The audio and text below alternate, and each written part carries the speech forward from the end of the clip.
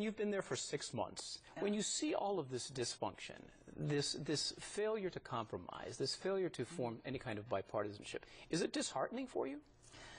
So it's disheartening on the larger scale, but I'm seeing a lot of successes at the level where I'm operating with a lot of other freshmen and the regular members, not the top leadership who are fighting this national battle.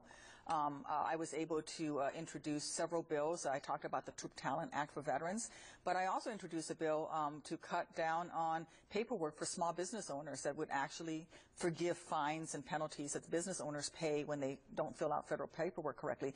And that I co-sponsored with Representative Meadows, who's a Republican freshman, and that went sailing out of committee, bipartisan, unanimous vote. So we are making some progress, but on these large-scale issues, I am a little disheartened. Let's talk about the NSA leaks, Edward Snowden, what happened there. What are your thoughts on all of that? Well, having received some of the briefings on where we are with cybersecurity, I have real concerns that our nation is under attack from outside forces. I do think that we have some real concerns with the privacy rights of Americans, and we need to ensure that we protect those, but that's what the FISA courts are there for, and that's why you need to get warrants for these types of searches, and we need to ensure that those processes are adhered to. But on the other hand, you know, the Chinese and other countries are constantly attacking our networks, and we need to be sure when that is happening. And so there's word now that the NSA was perhaps targeting European Union officials and offices there. Do you think that that was right? Well, it's legal. It's legal. They're not allowed to target Americans in America, but it is legal for them to look at some of the information that's going along. I don't know. It's legal, but do you think it's right? You know, I don't know. I don't know. I would have to get more briefings and understand more of what's going on. I worry that we are alienating our allies, people that we need to be working with, whether it is economically or all the way through to our coalition partners in places like Afghanistan. But my decision will always be based on what's important and what's right for my nation first. Is Edward Snowden a hero or a traitor? Well, I don't think he's a hero. I don't know that he's a traitor, but I don't think he's a hero. I think that he purposefully went after that job and falsely went after that security clearance so that he could get the information to leak it. And in that process, he was not truthful to the background clearance folks. If he did it for what might be considered a righteous purpose, do you think that that was a good thing? Well, then he needs to come back to this nation and stand up for and face the consequences and face up to those righteous processes and argue his point. Let's talk about the Supreme Court decisions last week. Yes. Several major decisions, one dealing with Voting Rights Act. What are your thoughts on what came of that? Oh, I thought that was, I certainly didn't agree with that decision. I think that the argument that because the Voting Rights Act worked, we now don't need it is really a faulty one, because if you look at the last 2 election cycles, you see that there have been a lot of efforts to try to disenfranchise voters and keep them from being able to vote.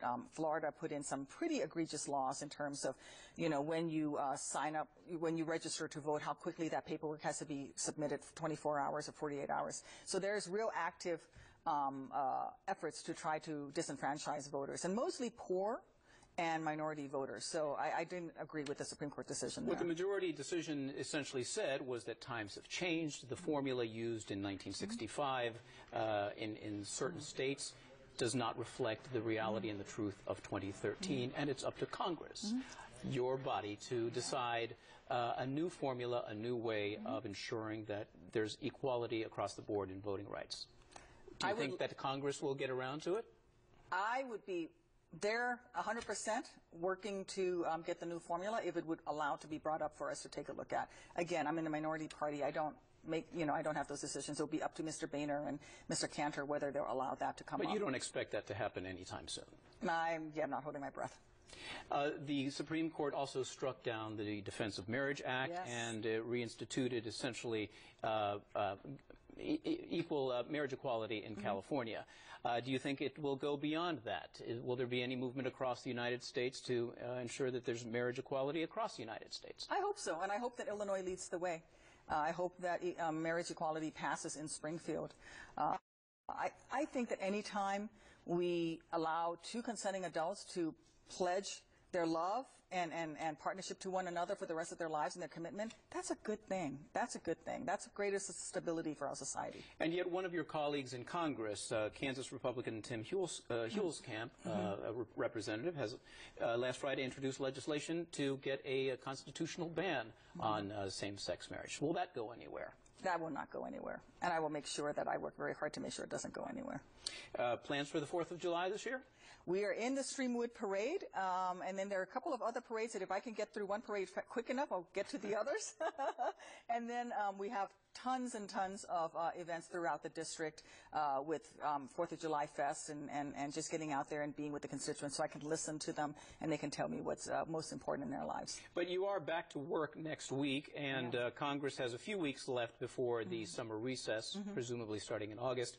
Will anything come out of those last 3 weeks before the break? I hope we work on the student loan interest rates. I think we can actively work to freeze it. I think we should have some real progress on immigration reform, and hopefully that will move forward. And then I will be moving forward on a lot of my bills that have to do with supporting small businesses in Illinois.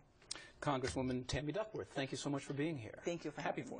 Happy 4th. Thank you. And you can watch that viral video of Representative Duckworth and the IRS contractor in its entirety on our website. There's more Chicago Tonight to come, so stay with us.